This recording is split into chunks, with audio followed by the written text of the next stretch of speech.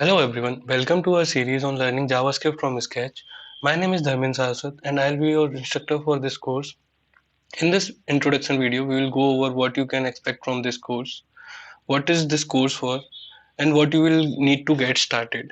So first of all, we are going to cover what is JavaScript, then who is this course for, what you will need, and outline of this course. So let's go with what is JavaScript.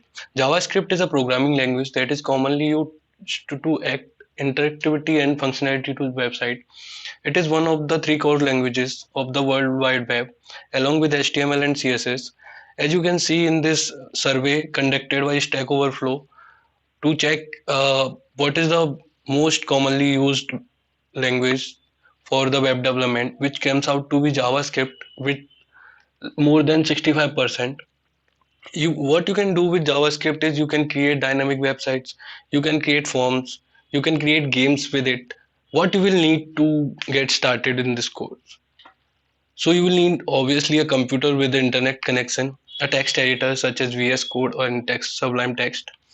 Other than this, you will need a modern web browser such as Chrome and Firefox. I'll be using VS Code and Chrome for the sake of this course. Outline of the course. In this course, we are going to go over the basics of the programming, including variables, data types, and control structure.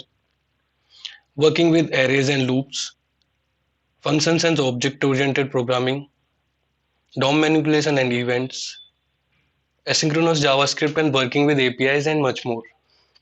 Thank you for watching this video. We'll see you in the next video.